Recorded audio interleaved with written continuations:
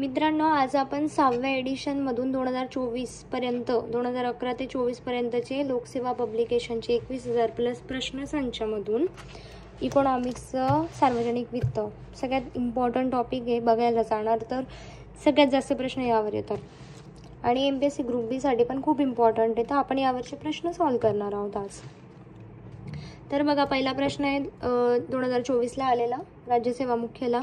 खालीलपैकी कोणती विधानं बरोबर आहे? आर्थिक वर्ष 2018 पासून रेल्वे अर्थसंकल्प केंद्रीय अर्थसंकल्पात विलीन करण्यात आला. आणि दुसरं दिलंय की अर्थसंकल्पीय आर्थिक वर्ष 2019 मध्ये सरकारी खर्चाचं नियोजन आणि नियोजनेतर वर्गीकरण करणं बंद झालं.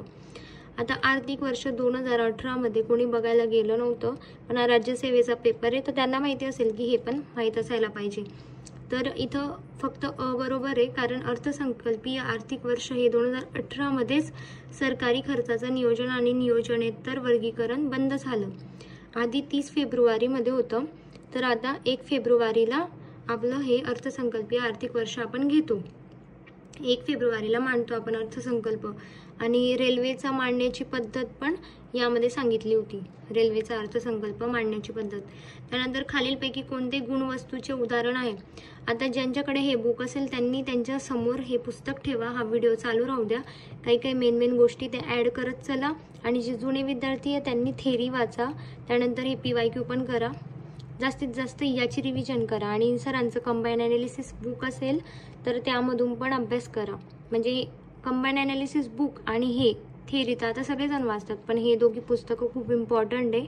काही लोक म्हणतात की आता 70+ पण कट ऑफ जाऊ शकतो प्रिलिमचा जर 2024 सारखा सोपा पेपर आला तर पॉसिबल आहे. खालीलपैकी कोणते गुणवस्तू मेरिट गुड्सचे उदाहरण आहे? आणि सगळ्यात पहिले भूगोलाचे पण मी अपलोड केले, जे इम्पॉर्टंट आहे ते पण जाऊन बघा. आणि जर तुम्हाला व्हिडिओज आवडतात तर सबस्क्राईब पण करा, लाईक करा, कमेंट करा, म्हणजे मला ॲप्रिशिएट होईल मी आणि वाटेल मला की अजून अपलोड करायला पाहिजे व्हिडिओ. कारण हे सगळं फ्री चालू आहे, याच्यामुळे मला एकही रुपया मिळत नाही. आणि निगेटिव्ह कमेंट्स मला बिलकुल नको आहे, कारण मला ज्या विद्यार्थ्यांना महागड्या बॅचेस विकत नाही घेता येत त्यांच्यासाठी मी हे सगळं करते. जर कोणाला अडचण असेल ना त्यांनी व्हिडिओ बघूच नका. त्यानंतर खालीलपैकी कोणते गुणवस्तूचे उदाहरण आहे? तर दारिद्र्य रेषेखालील कुटुंबासाठी सार्वजनिक वितरण व्यवस्था. तर पहिलाच ऑप्शन आहे. ज्यांना तुक्का मारायचा आहे त्यांनी सर्वात मोठं जे तर त्याला मारू शकतात, आणि जे मोस्टली माहीत नसतं त्याचं आन्सर 1 असतं. दारिद्र्य रेषेखालील कुटुंबासाठी सार्वजनिक वितरण व्यवस्था ही गुणवस्तूमध्ये येते. शेतकऱ्यांना वीज वापरावर दिलेलं अनुदान, सार्वजनिक बगीचा, ह्या गोष्टी नाही आहेत मेरिट गुड्समध्ये. त्यानंतर तिसरा प्रश्न आहे, चालू महसुलातून द्याव्या लागणाऱ्या व्याजामुळे सार्वजनिक कर्जाचा बोजा वाढला आहे. चालू महसूल म्हणजेच महसुली तूट, त्याच्यामधून लागणाऱ्या व्याजामुळे सार्वजनिक कर्जाचा बोजा काय आहे? वाढला आहे. आणि सार्वजनिक कर्जाचा परतफेडीसाठी प्रतिबंधात्मक उपाययोजना करण्यासाठी वित्तीय साधनांचा वापर केल्यामुळे खाजगी क्षेत्राला उपलब्ध होणाऱ्या निधीची कमतरता भासते. निधीची कमतरता का भासते म्हणताय? तर सार्वजनिक कर्जाच्या परतफेडीसाठी. तर हे तिसऱ्याचं आन्सर काय आहे? दोघी बरोबर. दोघी कसे बरोबर आहे? महसूल आहे. आता महसुलात द्याव्या लागणाऱ्या व्याजामुळे महसुलामध्ये काय येतं? व्याज येतं. आणि सार्वजनिक कर्ज म्हणजे भांडवलमध्ये येतं. तर वित्तीय साधनांचा वापर केल्यामुळे खाजगी क्षेत्राला उपलब्ध होणाऱ्या निधीची कशी कमतरता भासते? तर हे बरोबर आहे, कारण अर्थसंकल्पीय तुटीचा अर्थसंकल्प मांडला जातो. तर या 2 गोष्टी इम्पॉर्टंट आहे, म्हणजे परिणाम होतो. त्यानंतर खालील जोड्यांमधून अयोग्य जोडी ओळखा. चुकीची जोडी ओळखायची आपल्याला. 12वा वित्त आयोग दिलाय C रंगराजन. तर कसं लक्षात ठेवायचं? 12 रंग. तुम्ही काळा लक्षात नाही ठेवला तरी चालतंय. 12 रंग. 13 केळे, तर इथं केळकर पाहिजे होतं, इथं केसी पंत आहे म्हणजे ब ऑप्शन आहे चुकीचं. 14 रेड्डी असं लक्षात ठेवा. YV रेड्डी, 14 रेड्डी. आणि 15वा वित्त आयोग 15 सिंग, NK सिंग 15वा. आणि 16वा आता कोण आहे? अरविंद पनगरिया 16वे. आणि हा जो 15वा वित्त आयोग आहे 2020 ते 26, याचं वर्ष वाढवलं होतं कोरोनामुळे, 21 ते 26 केलं होतं, आधी 20 ते 25 होतं. खालील विधाने विचारात घ्या. जेव्हा लोक सरकारी कर्जाचा सदस्यता घेतात तेव्हा उपभोगण्याची प्रवृत्ती रोखली जाते कर्ज घेतल्यामुळे. आणि सार्वजनिक कर्जामुळे श्रीमंत अधिक श्रीमंत आणि गरीब अधिक गरीब होतो. तर काय विचारलंय? योग्य सांगायचंय. तर यामध्ये योग्य काय आहे? फक्त अयोग्य आहे. म्हणजेच जेव्हा लोक सरकारी कर्जाची सदस्यता घेतात तेव्हा उपभोगण्याची प्रवृत्ती काय रोखली जाते. म्हणजे सरकारी कर्ज घ्यायला जातो आपण बँकेमधून, तर बँकेमधून जेव्हा आपण सरकारी कर्ज जास्तीत जास्त घेतो म्हणजे मार्केटमध्ये पैसा येतो. टक्केवारी कमी असली कर्ज घेतो, मार्केटमध्ये खूप पैसा यायला लागतो. तर मग आता जास्त पैसा म्हणजे चलनवाढ पण जास्त झाली तर मग बाकीच्या गोष्टींची किमती पण वाढायला लागतात. तर ते मेंटेन करण्यासाठी प्रवृत्ती काय करतं सरकार, रोखतात. तर हे बरोबर आहे. पण सार्वजनिक कर्ज दिल्यानंतर काय श्रीमंत गरीब होतो का? नाही. तर सार्वजनिक कर्ज पर्सेंटेज टक्केवारी सगळ्यांना सेम असतं. तर याचा उद्देश उलट गरिबांना श्रीमंत बनवण्यासाठी असतं. तर हे चुकीचं आहे. त्यानंतर शून्य आधारित अर्थसंकल्पासंदर्भात पुढील विधानांतून योग्य विधान. शून्य आधारित अर्थसंकल्प 1986 मध्ये सगळ्यात प्रथम कोणी मांडला? तर आपल्या भारतात महाराष्ट्राने मांडलेला आहे सगळ्यात पहिले. आणि 50 कोटीचं उत्पन्न म्हणजे 50 कोटी दर्शवलं होतं उत्पन्न, सगळ्यात जास्त झालं होतं, फायदा झाला होता याचा. असं महाराष्ट्र हे सगळ्यात पहिलं आहे आणि सगळ्यात शेवटी आंध्र प्रदेशने एक्सेप्ट केलं होतं. तर इथं काय दिलं आहे, 1980 मध्ये US कृषी विभागाने प्रथम सादर केलं. तर हे चुकीचं आहे, असं काहीच झालेलं नाही आहे. पीटर ए पियर नावाच्या माणसाने याचा शोध लावला आहे असं म्हणता येईल. आणि सगळ्यात पहिले भारतातच वापर झालेला आहे, सायन्स अँड टेकमध्ये यूज केलेला आहे याचा. त्यानंतर सार्वजनिक खर्चावर नियंत्रण ठेवण्यासाठी एक पाऊल म्हणून 7व्या योजनेत शून्य आधारित अर्थसंकल्पाची शिफारस केली. 7वी योजना कधी झाली माहीत असेल तर हे विधान बरोबर आहे. 1998 मध्ये केंद्र शासनाने शून्य आधारित अर्थसंकल्पाचा दृष्टिकोन स्वीकारला. तर 98 नसून काय 1986. तर फक्त बरोबर आहे. अनुच्छेद 275 अंतर्गत दिली जाणारी अनुदानं आणि त्यांचं प्रमाण कोणाकडनं निश्चित केलं जातं? तर वित्त आयोग सांगतं की कोणाला अनुदान द्यायचं, काय करायचं, पैशांच्या बद्दल सगळं. 275 हे कशासाठी आहे? अनुदानांसाठी. आता 275 हे वैधानिक अनुदानांसाठी वापरलं जातं आणि 282 स्वेच्छाधीन. कोणाकडे नोट्स नसतील तर चिपकवून घ्यायचे म्हणजे वाचताना तुम्हाला लक्षात येईल. 275 वैधानिक अनुदानांसाठी, 282 स्वेच्छाधीन. 282 लक्षात ठेवा, आजूबाजूला 2 मध्ये 8 स्वेच्छाधीन. आणि वित्त आयोगाच्या शिफारशीने दिला जातो 275 कलमानुसार. सार्वजनिक निधीचे 3 टाईप असतात. एक संचित सार्वजनिक लेखे, आकस्मिक निधी. संचित निधी जो लोकांकडनं साठलेला पैसा राहतो भारत सरकारचा तो 266(1) मध्ये. त्यानंतर सार्वजनिक लेखे 266(2) आणि आकस्मिक निधी 267 मध्ये राहतो. त्यानंतर भारतातील वित्त आयोग व अध्यक्ष यांच्या जोड्या लावा. पहिला वित्त आयोग कोण होते? पहिले KC नियोगी. पहिल्याचं काय 2 ठिकाणी देऊन ठेवलंय. दुसरा वित्त आयोग, दुसऱ्याला कोण होतं? तर दुसऱ्याला होतं के संथानाम पाहिजे ते संतानाम म्हणतात त्यांना. तर दुसऱ्याला के संतानाम. पहिले KC नियोगी, संथानाम, राजमन्नार, चंदा आणि मग राजमन्नार. चंदा आला त्याच्यानंतर म्हणजे चंदा आली मग राजमन्नार तिच्या मागे आला असं लक्षात ठेवा. तिसऱ्याचं कोण आहे? चंदा. चौथ्याचं कोण आहे? राजमन्नार. त्यानंतर हे पहिले 4 लक्षात ठेवायचे आणि आताचे पण लक्षात ठेवायचे. प्रश्न येतो यावर. खालील विधाने विचारात घ्या. FRBM कायदा 5 जुलै 2004 पासून लागू झाला आहे. 5 जुलै 2004 पासून लागू झाला आहे. FRBM कायदा केंद्र सरकार आणि राज्य सरकारांना बंधनकारक आहे. बंधनकारक आहे का? तर नाही, बंधनकारक नाही आहे. तर फक्त बरोबर आहे त्याचं. FRBM कायद्याबद्दल पण लक्षात ठेवा. याच्यासाठी विजय केळकर यांची समिती होती. NK सिंग 2016ला आलेले यांची होती. त्यांनी वार्षिक उद्दिष्ट पण सांगितलेले 3%, 5%, 0.3%, 0.5% सुरुवातीला सांगितलेले. सगळं लक्षात ठेवायचं. आणि खालील विधाने विचारात घ्या. घटनेने अनुच्छेद 275 आणि 282 6 अनुदानांच्या प्रश्नांशी संबंधित आहे. तर हे बरोबर आहे, मी आताच सांगितलं. अनुच्छेद 275 अंतर्गत अनुदान कोणत्याही सार्वजनिक उद्देशासाठी राज्यांना दिलं जातं. ते राज्यांना दिलं जातं का? तर नाही. हे कलम 282चं आहे. तर 282 अंतर्गत अनुदान कोणत्याही सार्वजनिक उद्देशासाठी राज्यांना दिलं जातं. आणि अनुच्छेद 275(1) अंतर्गत अनुदान राज्यांना सहाय्याची गरजमध्ये दिले जाते. 11वं काय? मधून राजकोषीय तुटीमधून व्याज देयक वजा केल्यानंतर प्राथमिक तूट प्राप्त होते. म्हणजे प्राथमिक तुटीचं सूत्र विचारलेलं आहे आपल्याला. काय आहे? राजकोषीय तूट वजा व्याज.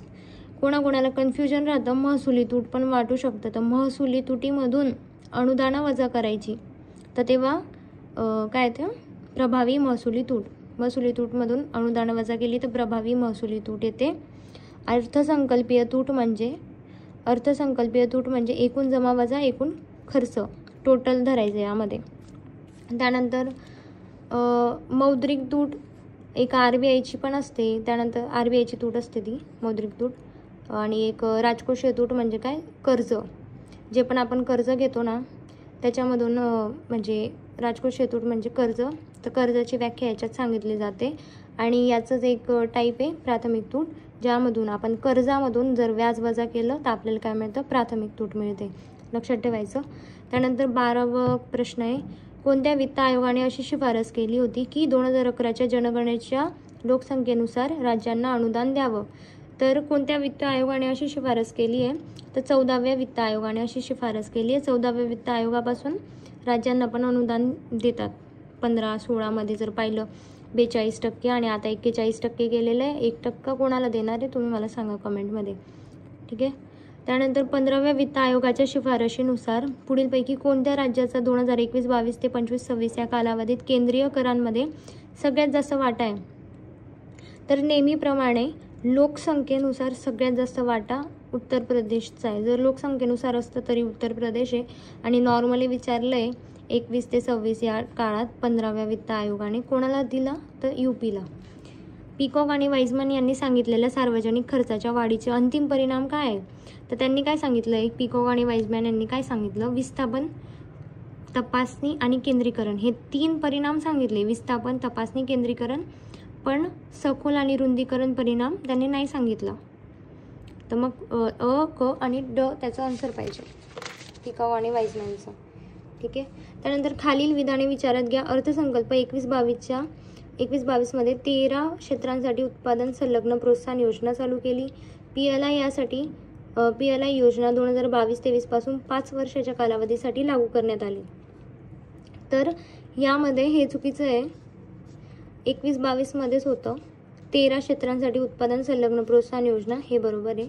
आता तेव्हाचं आपल्याला माहीत नाही आहे, पण मग आता तुक्का नाही मारू शकत, ते त्या अर्थसंकल्पानुसार आहे. कारण एक्झाम आहे 2023ची, तेव्हापासून तुम्हाला माहिती पाहिजे. म्हणजे आता 2025ची एक्झाम आहे, तर 24-25चा अर्थसंकल्प आणि 25-26चा करून ठेवायचा आहे.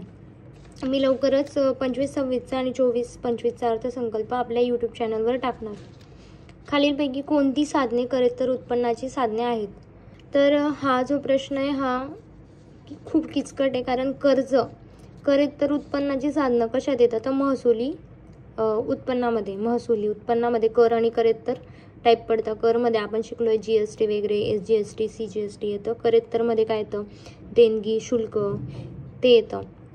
तर याचं आयोगाने उत्तर वरीलपैकी सर्व दिलं आहे, पण याचं आन्सर ते नसून देणगी आणि फी आहे. तर ते दिलं नाही, त्यामुळे हे आन्सर दिलं होतं त्या टायमाला. पण परत आला ना तर कर्ज येणार नाही. कर्ज वर्ड आला तर त्याला कॅन्सल आउट करायचं, कारण तो भांडवलीमध्ये येतो, भांडवली अर्थसंकल्पात.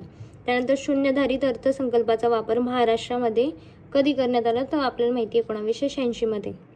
तर यावरच जास्तीत जास्त प्रश्न विचारले जातात, तर हेच करायचं. भारताचा सार्वजनिक खर्च वाढण्याची यापैकी प्रमुख कारणं कोणती. सार्वजनिक खर्च का वाढतो, प्रशासकीय यंत्रणेचा विस्तार, राष्ट्रीय उत्पन्नातली वाढ, लोकसंख्या वाढ आणि किंमत पातळीतली वाढ. तर हे सगळीच कारणं आहे सार्वजनिक खर्च वाढण्याची. प्रशासकीय यंत्रणा, राष्ट्रीय उत्पन्न, लोकसंख्या, किंमत पातळी. परत एकदा प्रश्न रिपीट झाला तर यामधलं काहीही त्यात टाकतील आणि आपल्याला चूज करायला सांगतील. मोस्टली असे थेरॉटिकल प्रश्न पण खूप जास्त रिपीट होतं. आधुनिक अर्थतज्ञांच्या मते सार्वजनिक कर्जाचा भार हा कशावर पडतो. सार्वजनिक कर्जाचा भार हा सध्याच्या पिढीवर असतो जास्तीत जास्त. सार्वजनिक कर्ज बोलले. 1997-98 पासून कोणत्या तुटीचा असा हिस्सा जो भारतीय रिझर्व्ह बँकेकडनं शासनाला दिला जातो त्याला मुद्रित तूट म्हणून ओळखलं जातं. म्हणजे भारतीय रिझर्व्ह बँक ही शासनाला देते. मागे आपण पाहिलं मौद्रिक तूट म्हणजे ही काय RBIची आहे आणि ते काय करतात, RBI हे शासनाला हिस्सा देतं. तर राजकोषीय तुटीचा असा हिस्सा 1997-98 पासून कोणती तूट आली आहे, मग राजकोषीय तूट. 96-97ला अर्थसंकल्पीय तूट ही सुखमय चक्रवर्ती यांनी बंद करायला सांगितली होती. 96-97 पासून ती रद्द झाली आहे आणि सुखमय चक्रवर्ती यांनी राजकोषीय तुटीला काय सांगितलंय, वास्तव तूट म्हटलंय. जेंडर बजेट म्हणजे काय, तर सामान्य अर्थसंकल्पात महिलांसाठी स्वतंत्र तरतुदी, हे लक्षात ठेवायचं की एकाच अर्थसंकल्पामध्ये महिलांसाठी वेगळ्या तरतुदी मांडल्या जातात. राजकोषीय निधीची साधनं, सार्वजनिक खर्च, व्यय म्हणजे काय आलं खर्च, आणि आय म्हणजे काय आलं, आय असा वर्ड असतो, आय म्हणजे कर्ज, व्यय म्हणजे खर्च. सार्वजनिक व्यय आणि सार्वजनिक कर्ज. लोकशाही संघ राज्यात्मक रचना, हे येईल का, नाही येणार. करारोपण आणि अंदाजपत्रक येतं. संसद प्रशासनाचं काय काम येते, तर आणि आन्सर आहे.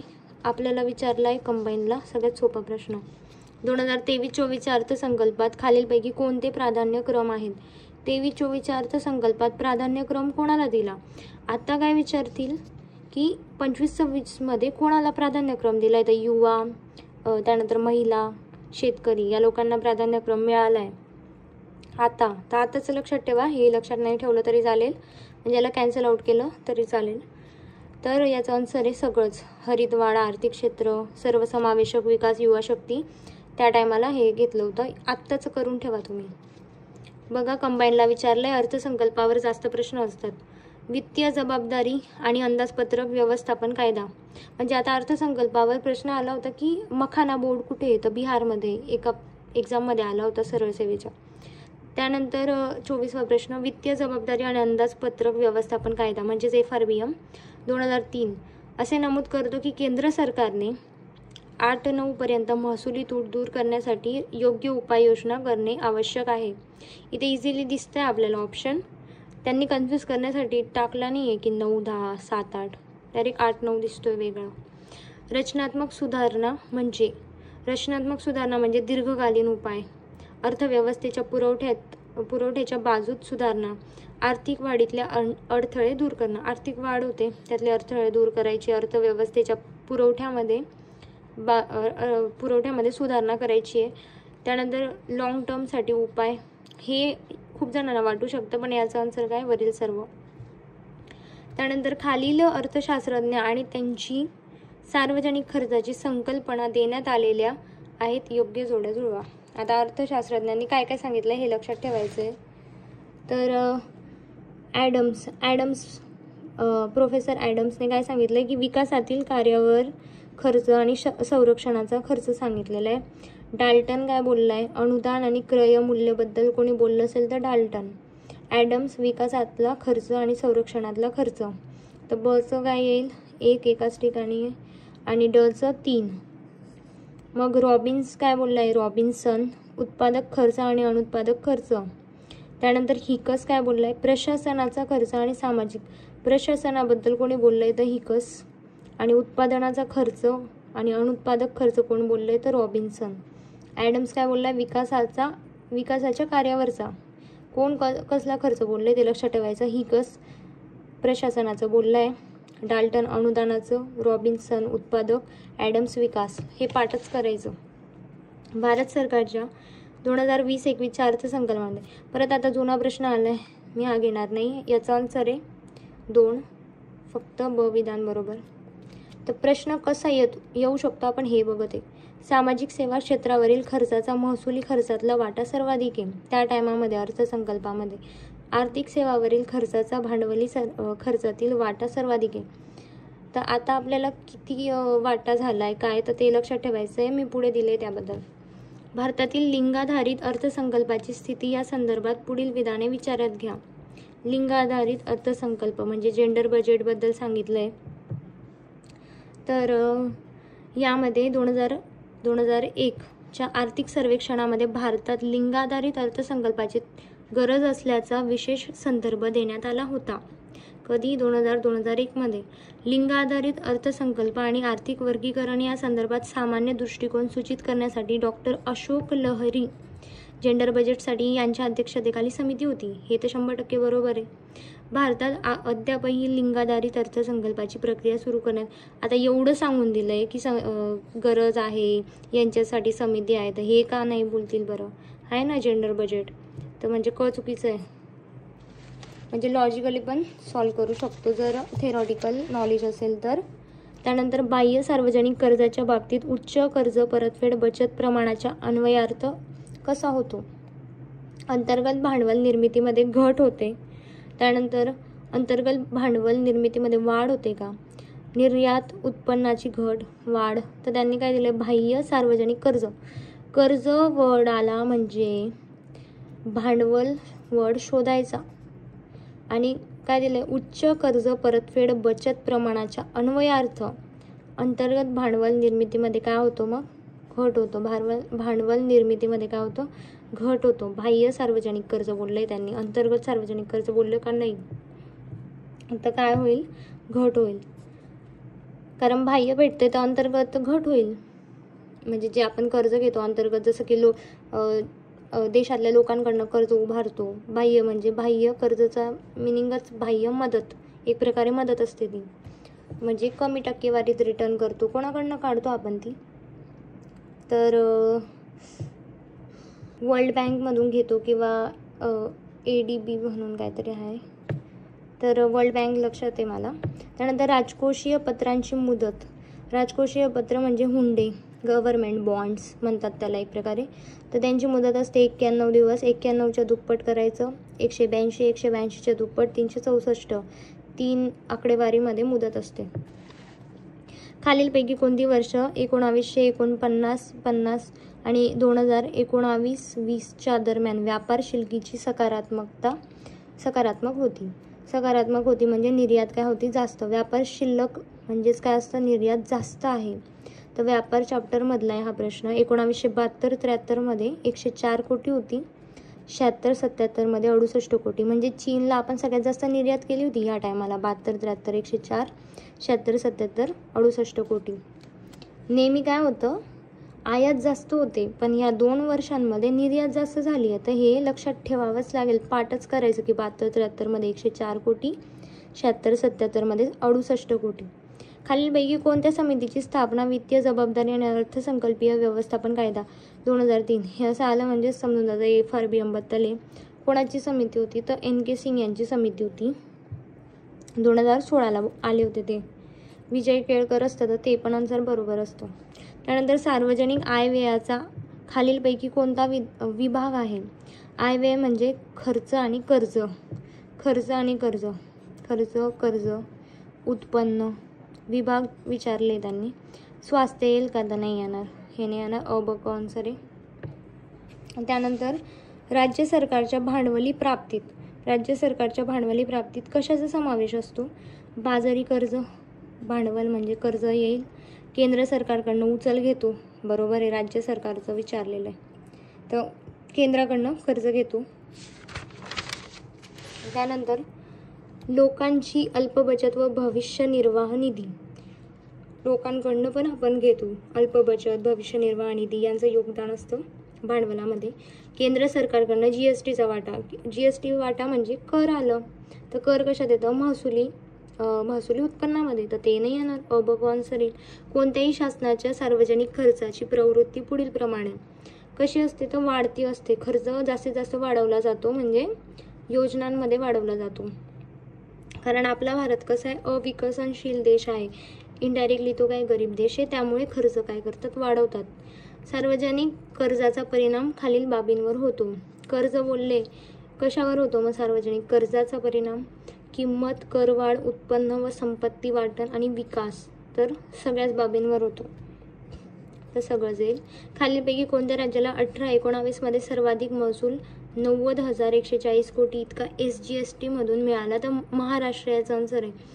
बऱ्याच जणांना UP वाटतं, पण जेव्हा SGST बोलतो तर महाराष्ट्राकडनं सगळ्यात जास्त मिळतो. हे महाराष्ट्राकडनं मिळतोय. कोणाला वाटा मिळतो जर असं दिलं, केंद्राकडनं वाटा मिळतो दिलं तर UP येतं, पण महाराष्ट्राकडनं जास्तीत जास्त SGSTचा वाटा दिला जातो केंद्राला. कोणाकडनं दिला जातो? तर महाराष्ट्राकडनं.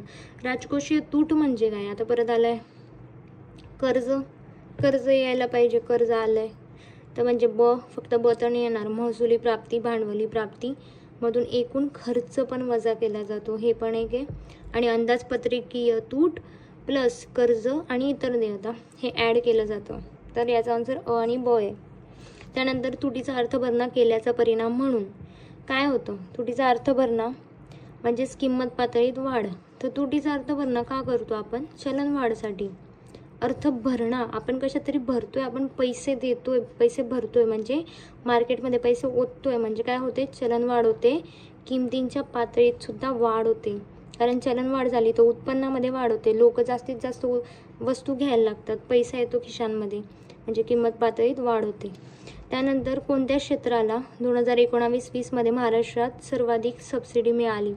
करंटचा प्रश्न होता, म्हणून इकॉनॉमिक्स करायचं आहे तर तुम्हाला आर्थिक घडामोडी करणंच आहे. त्यानंतर मेजर जे पण टॉपिक्स येतात, योजना, पंचवार्षिक योजना, सार्वजनिक वित्त, RBI, त्यानंतर व्यापार, तर हे मेन टॉपिक्स तर करणंच आहे तुम्हाला. तर हा करंटचा त्या टायमाचा प्रश्न आहे. याचा आन्सर आहे 1 महाराष्ट्र राज्य वीज वितरण कंपनी. आता 41चं काय आहे?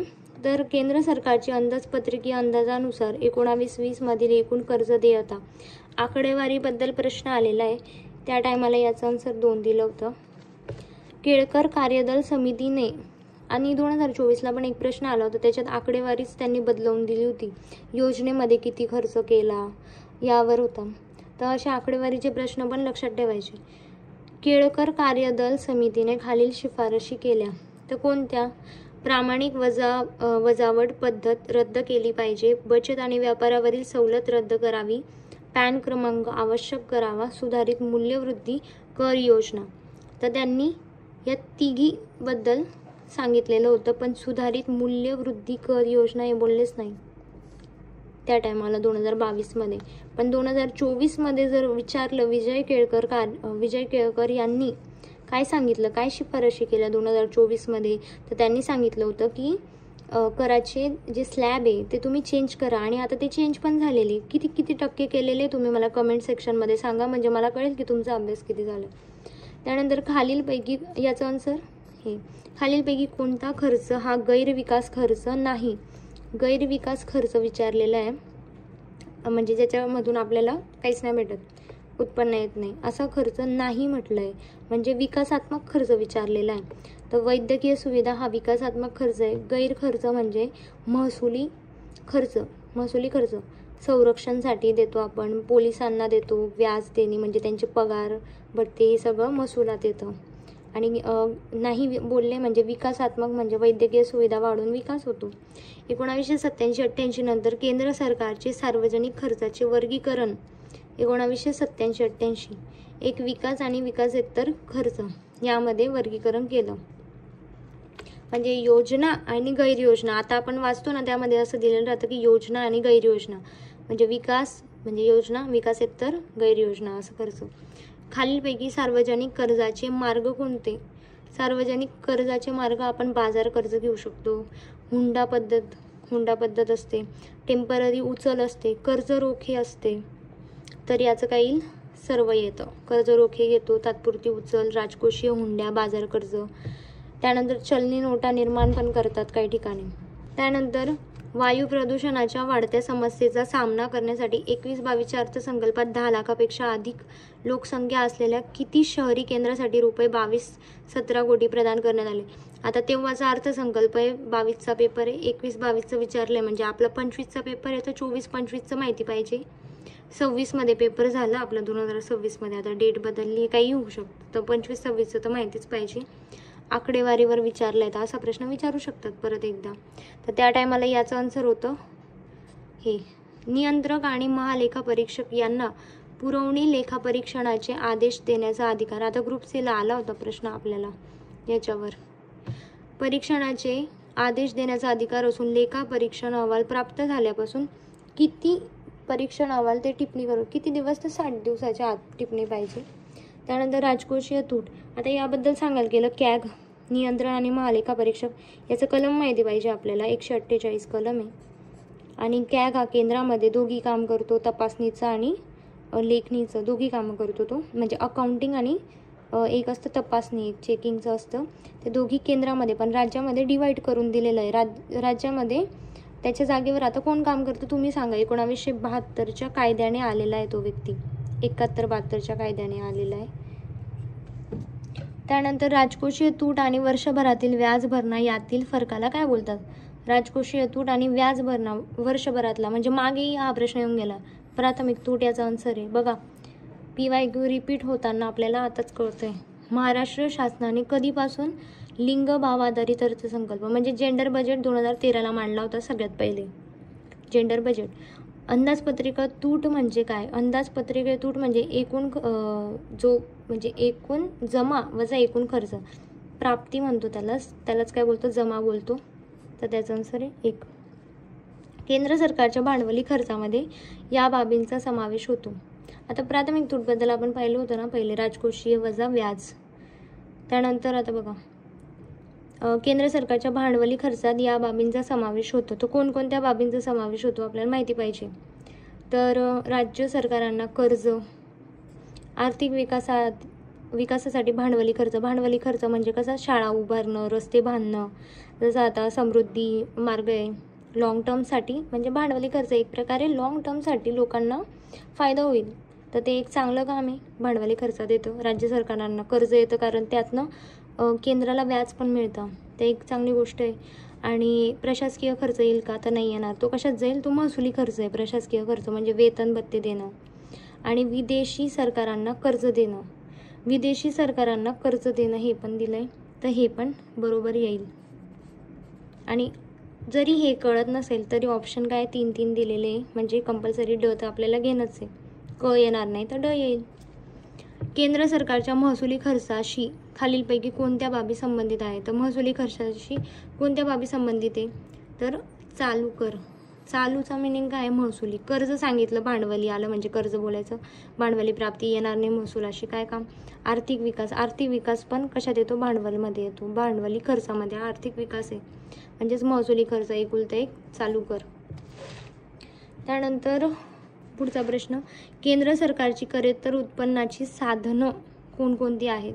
करेत्तर उत्पन्नाची साधनं विचारली आहे.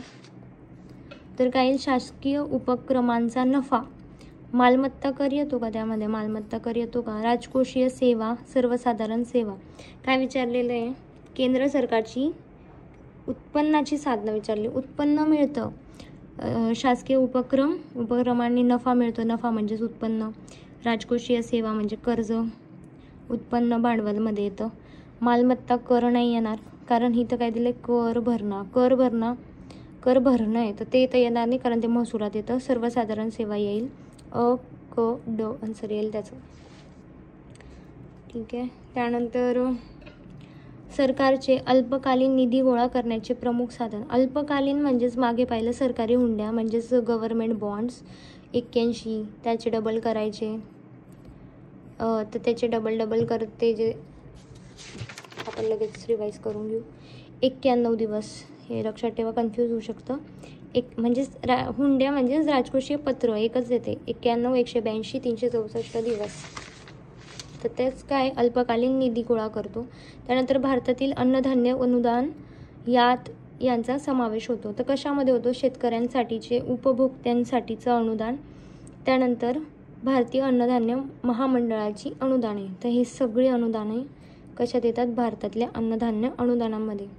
तर आता पुढील व्हिडिओ आपण पुढच्या पार्टमध्ये घेऊ कारण ना खूप प्रश्न आहे, 200च्या पुढे प्रश्न जातील. नेक्स्ट पार्टमध्ये बघा. आणि जर नेक्स्ट पार्ट बघायचा आहे, नोटिफिकेशन यायला पाहिजे म्हणून सबस्क्राईब करा, कारण त्यातनं मला काहीच फायदा नाही आहे, तर तुमचाच फायदा होणार आहे. येणाऱ्या परीक्षेत आपल्याला जास्तीत जास्त रिव्हिजन करून घ्यायचं आहे याचा. ठीक आहे, बाय.